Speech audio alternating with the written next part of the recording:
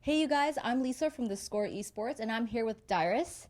Dyrus, congratulations on being voted into All Stars. Now, I know you've been very vocal about you kind of had mixed feelings coming into All Stars. So, what was the source of this?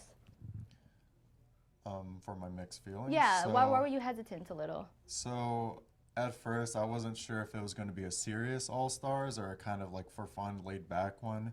And if it was a serious one, I wouldn't want to take away from the experience from other potential top laners getting in. Unfortunately, not everyone understands. It's not like a super serious. So when we lose, people kind of get upset still. But it's like, it's all for fun, and my teammates understand that. And, everyone kind of you know what I'm trying to say. Anyways, but if it was for serious, I would want another top laner to get experience because if I'm retired, it's wasted on me. But if it's for fun, then good for me. So you said another top laner. Who would you think? Who would you want to replace you in that stead? So the next person on the vote would probably be Zion Spartan. He actually asked me if I was gonna go if I got voted, and I told him if it was for fun, I'm gonna go, and if it's for serious, I would let him go. And now you're saying you're having more fun as on day two after, especially you guys beat the IWC team, right? Yeah, we're playing to have fun, but at the same time, winning is also fun. So it's kind of like we're trying to find a good balance and mixture where we don't, feel bad about losing at all. Yes. So you are on a team with Meteos, Bjergsen, Double, and Afro. So I wanted to know what has the team dynamic been like? Because I know you guys like to have fun. You guys did the whole rank five streams. You guys were kind of choosing crazy picks. So what has it been like playing with those four?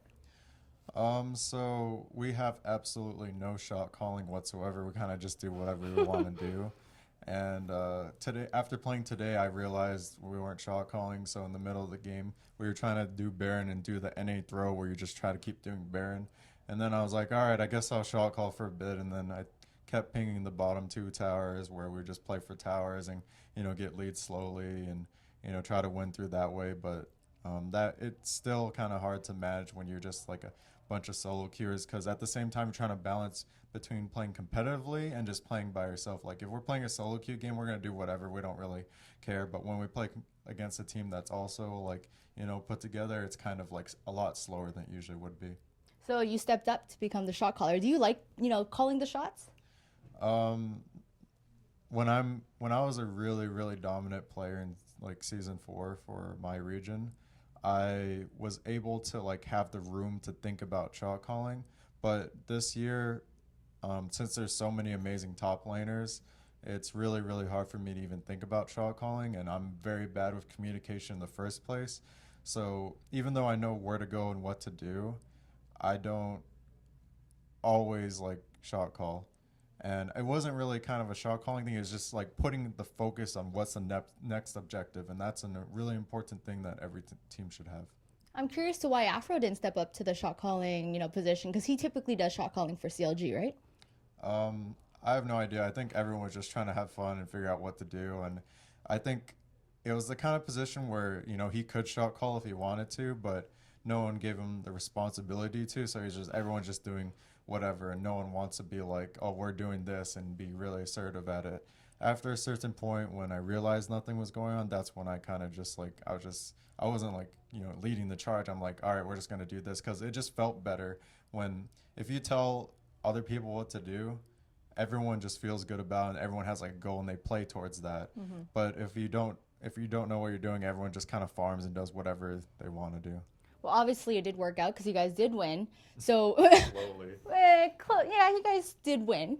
It counts. So, did you guys talk about any maybe like secret strats or like builds or compositions going into this match? So yesterday we didn't talk at all. So our pick ban phase was the most panicked thing I've ever seen Oh, in really? my entire career. Medio said the same. So we decided to plan like what we're gonna ban, like just OP champions, and then after that we're just like, oh, I can play like this, or we can base our comp off of two champions, and then we decided to base it off of Double Lift and Afro, where they play Twitch Nami, and we'd pick a comp around them. Well, like I said, you guys did win. So, congrats on that. Now, looking back to yesterday in your 1v1 match, you choose Malzahar against a Caitlyn. Wanted to know what was the thought process behind that? Why did you choose Malzahar? So I kind of got mind gamed.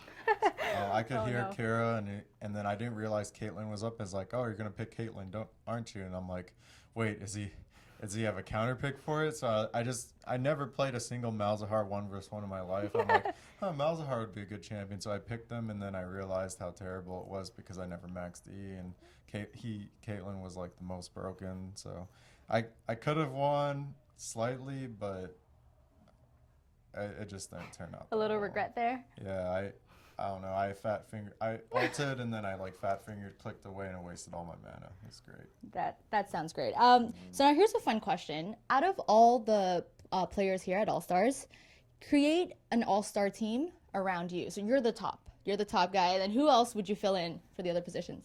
Anyone. Like at where All Stars. everyone literally plays around me. Yep. So who do you think would be best to play around you?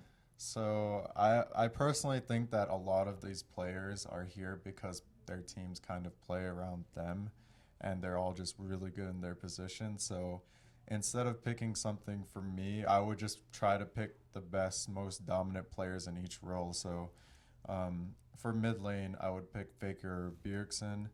If I had needed a jungler, I would probably pick Clear Love or Score. If I needed a bot lane, I would probably pick Double Lift or Uzi, or Support? probably Afro for the synergy. So Nice. I like how you had two options for like most of the picks. yeah, it's just really hard to just choose one. There's so many good players. Okay, now I'm really curious about your retirement life. You know, now that you're retired, what is it like living in a house with the odd one? And what is your daily like routine? I wake up at 6 p.m. in the afternoon. Oh, I try to stream at 8, and then my internet lags for 2 hours. It's great. And I stream for 8 hours. I play League of Legends, and then if I'm playing a different game on a Sunday, I play that game, and then my chat complains about why I'm not playing League all day. And other than that, I'm trying to learn how to pay my bills, upload videos on YouTube, hiring an agent, hiring a lawyer, talking about business, getting sponsors, and all that complicated stuff. wow. You're very busy. Sounds very busy. Yeah, somewhat. Are you enjoying it? Yeah, it's a nice change of pace because no one has to expect me to do anything. I just need to do my obligations towards myself and, go at my own pace. Now I'm curious, in 5 years, where do you see yourself? In 5 years, I think I'll still be doing YouTube and streaming as long as I can.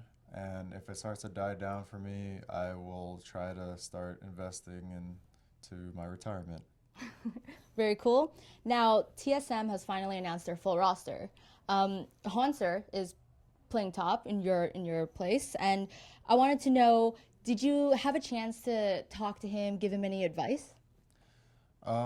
As for giving him advice, I think it was more directed towards the coach on how he should talk with the top laner. Because I don't want to go to Hanser and be like, you should do this, this, and this. Like, I have a lot of respect for him as a top laner. And if we've talked before during the season, I'm pretty sure he has a pretty similar idea, if not even more innovative ideas than I do. So instead of talking to Hanser himself, I talked to KC for a little bit, the coach, and I told him that these are the things that are going through a top laner's mind or maybe a Bjergsen's mind, and maybe the problems that happen within a team when you're not really that friendly. You don't have someone to look up to as an authority figure. So what would have helped for me was that, let's say Casey, he should just be the authority figure that everyone can listen and look towards, and without fail, not like really close or buddy, and just have him back him up mentally. Because even no matter how strong a pro player's mentality is, or no matter how good you are, there's going to be times where your skill is challenged, your confidence challenged.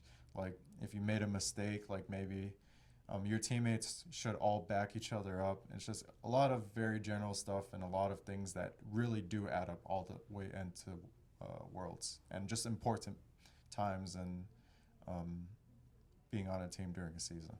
So are you going to be that person for Hanser if he comes to you and asks for advice or help? No, definitely not. I'm not really related to the team in terms of competitive.